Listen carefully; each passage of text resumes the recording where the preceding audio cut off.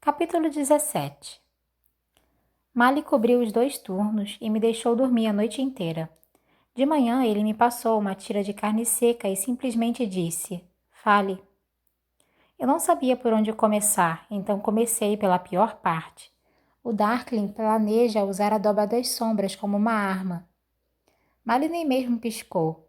De que maneira? Ele irá expandi-la, espalhá-la por Ravnica e Figerda e por qualquer lugar onde encontre resistência. Mas ele não pode fazer isso sem que eu mantenha os Volcras afastados. O quanto você sabe sobre o cervo de Morozova? Não muito. Apenas que ele é valioso. Ele olhou para o vale. E que o destino dele é ser seu. Nós deveríamos localizar o rebanho e encurralar ou capturar o cervo, mas não machucá-lo. Eu assenti e tentei explicar um pouco o que sabia sobre o modo como amplificadores funcionavam, como Ivan precisara matar o urso de Sherborne e Marie tivera que matar a foca do norte. Um Grisha tem que merecer um amplificador, concluí. A mesma coisa vale para o cervo, mas o destino dele nunca foi ser meu. Vamos caminhar, disse Mali abruptamente. Você pode me contar o restante enquanto andamos. Eu quero nos levar mais para dentro das montanhas. Ele enfiou a coberta em sua mochila e fez o seu melhor para esconder qualquer sinal de que tínhamos acampado ali. Em seguida, nos conduziu por uma trilha íngreme e rochosa. Seu arco estava preso à mochila, mas ele mantinha o rifle preparado. Meus pés protestavam a cada passo, mas prossegui e me esforcei para contar o restante da história. Disse a ele tudo o que Bagra tinha me contado sobre a origem da dobra, sobre a gargantilha que o Darkling pretendia confeccionar para que ele pudesse usar o meu poder, e finalmente sobre a embarcação que estava me esperando em um esquervo. Quando terminei, Mali disse: "Você não devia ter dado ouvidos a Bagra." "Como você pode dizer isso?" reclamei. Ele se virou de repente e quase dei um encontrão nele. "O que você acha que acontecerá se você chegar à dobra? Se chegar àquela embarcação? Você acha que o poder dele acaba no litoral do Mar Real?" "Não, mas é só uma questão de tempo antes de ele encontrar você e colocar o colar em volta do seu pescoço." Ele se virou e marchou pela trilha, me deixando com cara de tacho atrás dele. Eu fiz minhas pernas se moverem e corri para alcançá-lo. Talvez o plano de Bagra fosse ruim, mas que chance qualquer um de nós tinha?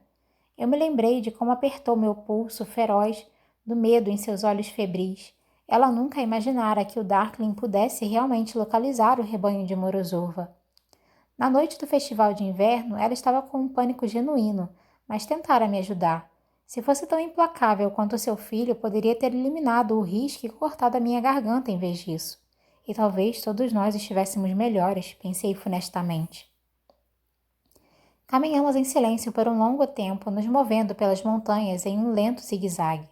Em alguns lugares, as trilhas eram tão estreitas que eu não podia fazer muito além de me agarrar à montanha, dar pequenos passos vacilantes e esperar que os santos fossem generosos. Perto do meio-dia, descemos a primeira encosta e começamos a segunda, que, para meu desespero, era ainda mais íngreme e alta que a anterior. Encarei a trilha na minha frente, colocando um pé na frente do outro, tentando espantar meus sentimentos de desespero. Quanto mais pensava sobre isso, mais eu me preocupava de que Mali estivesse certo.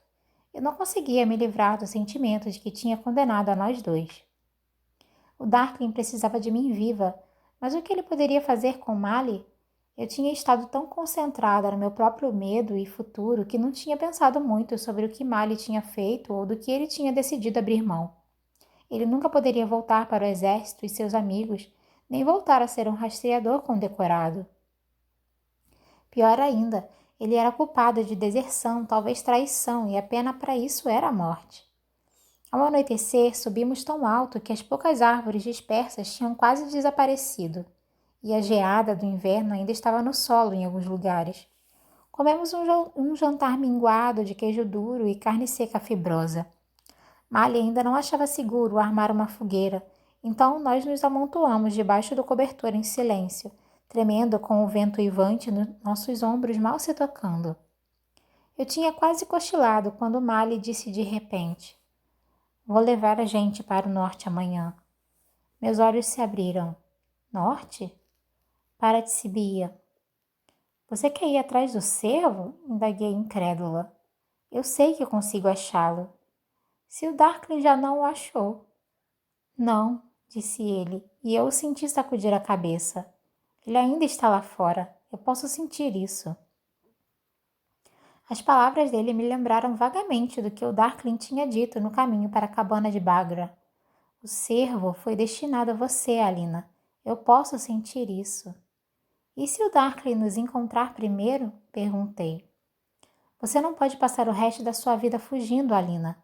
Você disse que o cervo pode torná-la poderosa. Poderosa o suficiente para combatê-lo? Talvez. Então temos que fazer isso. Se ele nos capturar, ele matará você. Eu sei.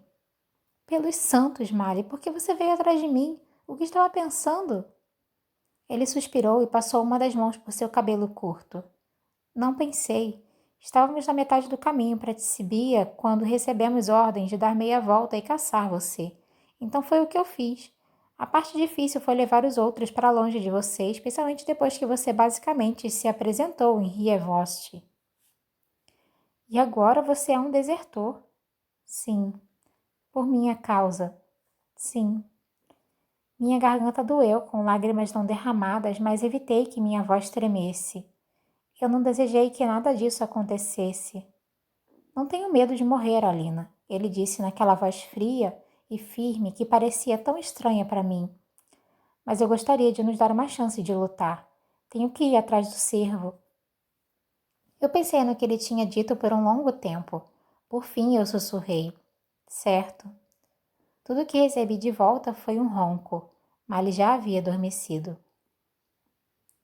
Nós mantivemos o ritmo brutal nos dias seguintes, mas meu orgulho e talvez meu medo não me permitiram pedir a ele que desacelerasse. Vimos uma cabra aqui e ali perambulando pelas encostas acima de nós e passamos uma noite acampados perto de um lago de montanha azul brilhante.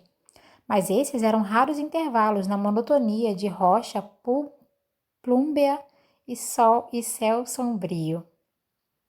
Mas esses eram raros intervalos na monotonia de rocha púmbea e céu sombrio. Os silêncios sombrios de Mari não ajudavam.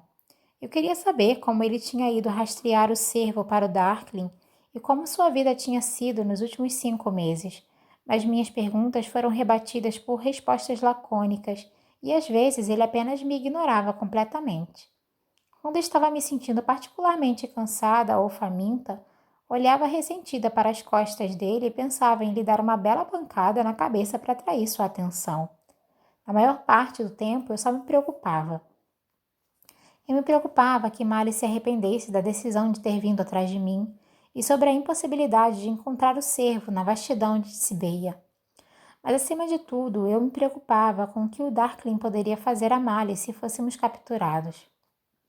Quando finalmente começamos a descida a noroeste para sair de Petrazói, eu estava animada de deixar para trás as montanhas estéreis e seus ventos frios. Meu coração comemorou quando descemos abaixo da linha das árvores e entramos em uma floresta acolhedora.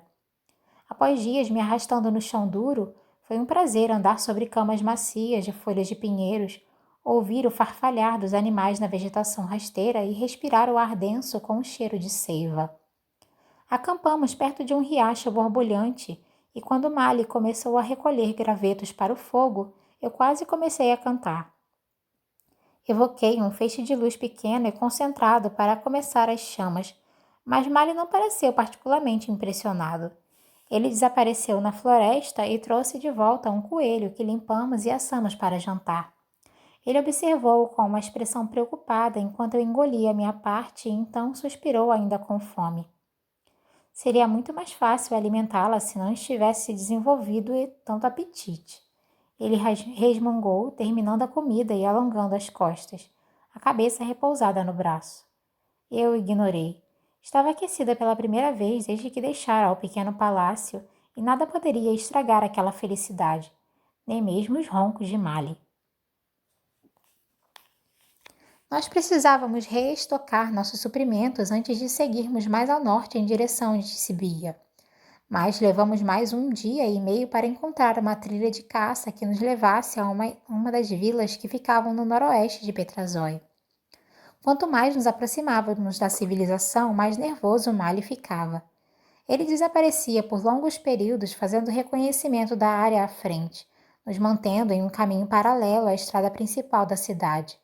No início da tarde apareceu vestindo um casaco marrom feioso e um chapéu marrom de pele de esquilo.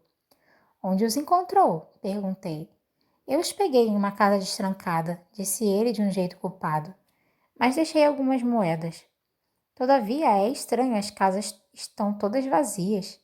Eu também não vi ninguém na estrada. Talvez seja domingo, ponderei. Eu tinha perdido a noção dos dias desde que saíra do pequeno palácio. Eles podem estar todos na igreja. Talvez, ele admitiu, mas ele pareceu inquieto enquanto enterrava seu velho casaco e chapéu de exército junto de uma árvore. Estávamos a 800 metros da vila quando ouvimos os tambores. Eles ficaram mais altos conforme nos arrastamos para mais perto da estrada e logo ouvimos sinos e rabecas e aplausos e comemorações. Mali subiu em uma árvore para ter uma visão melhor, e quando desceu, parte da preocupação tinha ido embora de seu rosto. Há pessoas por toda parte. Deve haver centenas caminhando pela estrada e eu posso ver o carrinho dos presentes. É Maslenitsa, gritei. Na semana antes da quaresma, cada nobre devia passear a cavalo entre o povo em um carrinho de presente. Um carrinho carregado de doces, queijos e pães assados. O desfile devia percorrer todo o caminho da igreja da vila de volta à propriedade do nobre, onde os aposentos públicos seriam abertos para os camponeses e criados, que seriam alimentados com chá e bline. As garotas locais vestiam sarafã vermelho e usavam flores no cabelo para celebrar a chegada da primavera. A Maslenitsa tinha sido a melhor época no orfanato, quando as aulas eram encurtadas para que pudéssemos limpar a casa e ajudar a assar a comida. O Duque Keramzov sempre planejara o seu retorno de Usalta para coincidir com a festa. Todos nós andávamos no carrinho dos presentes, e ele parava em cada fazenda para beber quivais e distribuir bolos e doces. Sentados ao lado do Duque, acenávamos para os aldeões comemorando e nos sentíamos quase como nobres. Podemos ir olhar, Mali? Perguntei ansiosa. Ele franziu a testa e eu sabia que sua cautela estava lutando com algumas de nossas lembranças mais felizes de Keramzi. Então um pequeno sorriso surgiu em seus lábios. Tudo bem, certamente é pessoas o suficiente para nos misturarmos. Nós nos juntamos à multidão que desfilava pela rua, andando com os rabequistas e percussionistas, as meninas segurando ramos amarrados com fitas brilhantes. Enquanto passávamos pela rua principal da vila, vimos lojistas de pé em suas portas tocando sinos e batendo palmas com os músicos. Mali parou para comprar peles e estocar suprimentos, mas quando ouvi enfiar uma cunha de queijo duro na mochila, coloquei a língua para fora numa careta. Eu não queria ver outro pedaço de queijo duro tão cedo. Antes que Mali pudesse me proibir, corri para a multidão, serpenteando entre as pessoas que acompanhavam o carrinho de presentes. Nele, um homem de bochechas vermelhas, sentado com uma garrafa de quivás em uma das mãos gorduchas, balançava de um lado para outro, cantando e arremessando pão para os camponeses aglomerados ao redor do carrinho. Eu me estiquei e peguei uma rosquinha quente e dourada. Para você, menina bonita, o homem gritou, praticamente caindo. A rosquinha tinha um cheiro divino e eu agradeci, saltitando de volta para Mali e me sentindo muito satisfeita comigo mesma. Ele agarrou meu braço e me puxou para baixo de uma passarela lamacenta entre duas casas. O que você pensa que está fazendo? Ninguém me viu, ele pensou que era só outra camponesa. Não podemos assumir riscos como esse. Então, você não quer uma mordida? Ele hesitou. Eu não disse isso. Eu ia oferecer uma mordida, mas já que você não quer, terei que comer a rosquinha inteira sozinha. Mali tentou pegar a rosquinha, mas eu dancei para longe dele, me esquivando de suas mãos para a esquerda e para a direita. Pude ver a surpresa dele e adorei. Eu não era mais a garota desajeitada da qual ele se lembrava. Você é uma fedelha, ele rosnou e deu outro golpe. Ah, mas eu sou uma fedelha com uma rosquinha. Não sei qual de nós dois ouviu primeiro, mas ambos paramos retesados, conscientes de que, de repente, tínhamos companhia. Dois homens apareceram sorrateiramente atrás de nós, vindo de um beco vazio. Antes que Mali conseguisse se virar, um dos homens estava segurando uma faca suja na garganta dele, e o outro tinha coberto minha boca com sua mão imunda. Quietinha agora, disse o homem com a faca, ou abrirei a garganta dos dois. Ele tinha o cabelo gorduroso e um rosto comicamente comprido. Olhei para a lâmina no pescoço de Mali e assenti levemente. A mão do outro homem deslizou da minha boca, mas ele continuou a segurar firme o meu braço. Dinheiro, disse o rosto longo. Vocês estão nos roubando? Falei alto. Isso mesmo, sussurrou o homem me segurando, me dando uma sacudidela. Eu não me aguentei. Estava tão aliviada e surpresa por não estarmos sendo capturados que uma risadinha borbulhou de mim. Os ladrões e Mali olharam para mim como se eu fosse louca. Ela é meio idiota, né? Perguntou o homem que me segurava. Sim, disse Mali olhando para mim com olhos que claramente diziam: cala a boca. Uma idiota. Dinheiro, insistiu o rosto largo. Agora. Mali enfiou cuidadosamente a mão em seu casaco e puxou sua bolsa de moedas, passando-a para o rosto longo, que resmungou e franziu o senho ao constatar o peso leve. Só isso? O que tem na mochila? Não muito, algumas peles e comida. Mali respondeu. Mostre para mim. Bem devagar, Mali tirou a mochila das costas e abriu a parte de cima, permitindo que os ladrões vissem os conteúdos.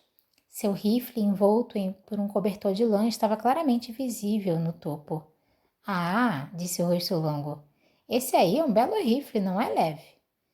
O homem que me prendia manteve sua mão grossa apertando meu pulso e pescou o rifle com a outra mão. Belo mesmo, ele resmungou. E a mochila parece de uso militar.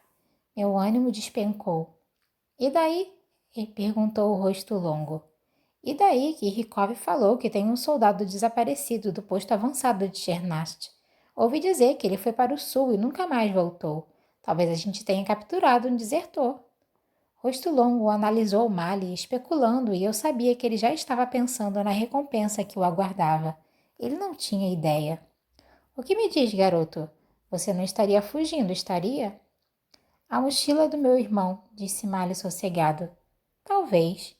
E talvez a gente vá deixar o capitão Enchernat dar uma olhada nela e em você.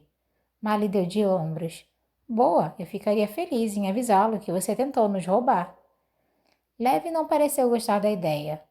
Vamos pegar só o dinheiro e ir embora. Não, disse o rosto longo, ainda olhando Mali de soslaio. Ou ele é um desertor ou tirou isso de algum outro soldado raso. De um jeito ou de outro, o capitão pagará um bom dinheiro para ouvir a história. E ela, Leve me deu outra sacudidela. Ela não deve ser ninguém que preste se está viajando com um cara desses. Talvez ela também seja uma fugitiva, e se não for, ela servirá para um pouco de diversão, não é, docinho? Não toque nela, Mali disparou avançando. Com um movimento rápido, o rosto longo bateu com força com o punho de sua faca na cabeça de Mali. Mali cambaleou, um joelho se dobrando, sangue escorrendo de sua têmpora. Não! Gritei. O homem tampou minha boca de novo com a mão e soltou o meu braço. Era tudo do que eu precisava. Sacudi o pulso e o espelho deslizou entre meus dedos. Rosto Longo estava de pé sobre Mali, a faca em sua mão. Talvez o capitão pague por ele vivo ou morto. Ele avançou. Eu virei o espelho e a luz brilhante acertou os olhos do Rosto Longo. Ele hesitou, erguendo a mão para bloquear o brilho. Mali aproveitou a oportunidade, ele ficou de pé e de repente agarrou o Rosto Longo, jogando-o com força na parede. Leve afrouxou a pegada para levantar o rifle de Mali, mas eu girei sobre ele, erguendo o espelho e cegando-o. Mas que? Ele grunhiu, apertando os olhos. Antes que pudesse se recuperar, bati com o joelho na sua virilha. Quando ele se dobrou, coloquei as mãos na sua nuca e ergui o joelho com tudo. Houve um barulho repugnante e eu me afastei, enquanto ele caía do chão segurando o nariz, sangue jorrando entre os dedos. Consegui! Gritei. Ah, se Botkin pudesse me ver agora! Venha, disse Mari, me distraindo da minha comemoração. Eu me virei e vi rosto longo deitado inconsciente na sujeira. Mali pegou sua mochila e correu na direção da saída oposta da aldeia, longe do barulho do desfile. Leve estava gemendo, mas ainda apertava o gatilho do rifle. Eu dei um belo chute forte no estômago dele e corri atrás de Mali. Nós passamos direto por lojas e casas vazias e atravessamos de volta a estrada principal lamacenta. Então mergulhamos na floresta e na segurança das árvores. Mali assumiu um ritmo furioso, nos levando por um pequeno riacho e então sobre uma serra e mais adiante pelo que pareceram quilômetros. Pessoalmente, eu não achava que os ladrões estivessem em condição alguma de nos caçar, mas também estava sem fôlego para argumentar.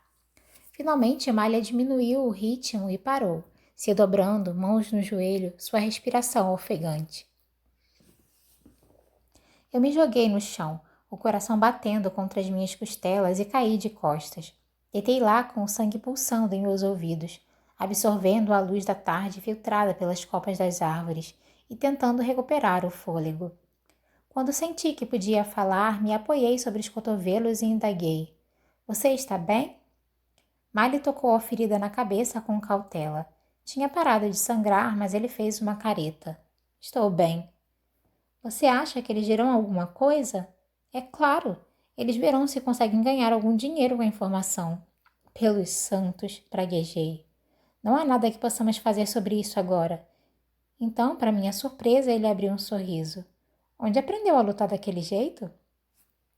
Treinamento Grisha, sussurrei dramaticamente. Os antigos segredos do chute na virilha.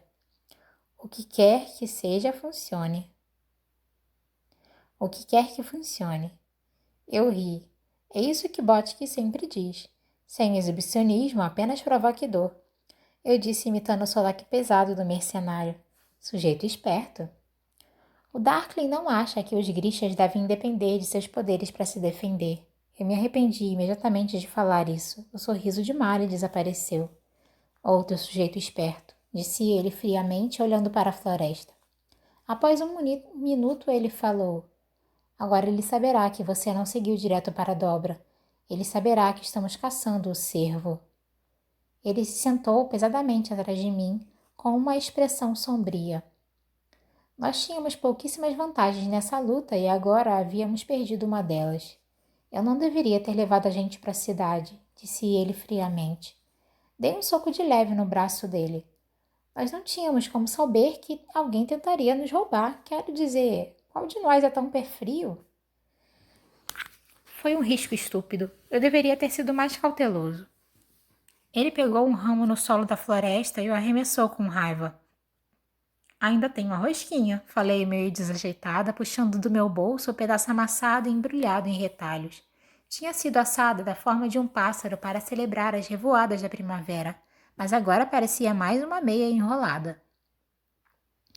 Mali soltou a cabeça, cobrindo-a com as mãos, os cotovelos descansando nos joelhos. Seus ombros começaram a tremer, e por um terrível momento pensei que ele poderia estar chorando, mas então percebi que ria silenciosamente. Seu corpo inteiro endureceu, sua respiração vindo em soluços, lágrimas começando a vazar de seus olhos. É melhor que seja uma puta de uma rosquinha, ele arfou. Eu olhei para ele por um segundo, com medo de que ele tivesse ficado completamente louco, e então comecei a rir também. Cobri minha boca com a mão para parar o som, o que só me fez rir ainda mais forte. Era como se toda a tensão e o medo dos últimos dias tivessem passado dos nossos limites. Mali colocou um dedo nos lábios, fez shh, exagerado e entrou em colapso com uma nova onda de risadas. Acho que você quebrou o nariz daquele cara, ele bufou. Isso não é legal, eu não sou legal. Não, você não é, ele concordou, e então estávamos rindo de novo. Você se lembra de quando o filho daquele fazendeiro quebrou o seu nariz em King Ramsey? Falei entre espasmos. Você não contou a ninguém, e depois manchou a toalha de mesa favorita de anacuia de sangue. Você está inventando isso. Não estou. Sim, está. Você quebra narizes e mente. Rimos até não podermos mais respirar, até nossos flancos doerem e nossas cabeças girarem. Eu não podia me lembrar da última vez que tinha rido daquele jeito. Nós realmente comemos a rosquinha. Havia pó misturado com açúcar e ela tinha o mesmo gosto dos pães doces que comíamos quando crianças. Quando terminamos, Miley disse: "Foi uma rosquinha e tanto." E explodimos em outro surto de risadas. No fim, ele suspirou e se levantou, me oferecendo a mão para me ajudar. Caminhamos até anoitecer e então armamos acampamento nas ruínas de uma casa do campo. Dado o nosso susto recente, achamos que não deveríamos arriscar uma fogueira naquela noite, então comemos os suprimentos que pegamos na vila. Enquanto mastigávamos a carne seca e aquele queijo duro miserável, ele perguntou sobre Botkin e os outros professores do pequeno palácio. Eu não percebi o quanto estava ansiosa para compartilhar as minhas histórias com ele até começar a falar. Ele não riu tão facilmente quanto antes, mas, quando aconteceu, parte daquela frieza sombria o abandonou, e ele pareceu um pouco mais com o Mali que eu conhecia. Aquilo me deu esperança de que ele não estivesse perdido para sempre. Quando chegou a hora de irmos dormir, Mali caminhou pelo perímetro do acampamento, certificando-se de que estávamos seguros enquanto empacotava a comida. Havia bastante espaço na mochila agora que tínhamos perdido o rifle de Mali e a coberta de lã. Eu estava grata por ele ainda ter seu arco. Apertei o chapéu de pele de esquilo embaixo da minha cabeça e deixei Mali usar a mochila como travesseiro. Então puxei meu casaco em volta de mim e me aconcheguei embaixo das novas peles. Estava cochilando quando vi Mali voltar e se acomodar ao meu lado, suas costas pressionadas confortavelmente contra as minhas. Enquanto mergulhava no sono, senti como se ainda pudesse provar o açúcar da rosquinha na minha língua, sentir o prazer do riso rolando através de mim. Nós tínhamos sido roubados, quase mortos. Estávamos sendo caçados pelo homem mais poderoso de Ravka. Mas éramos amigos de novo, e o sono veio mais facilmente do que viera em um longo tempo. Em algum ponto durante a noite, acordei com um ronco de Mali, e o acertei nas costas com o cotovelo. Ele rolou para o lado, murmurou algo dormindo e jogou o braço por cima de mim. 1 minuto depois começou a roncar de novo, mas dessa vez eu não o acordei.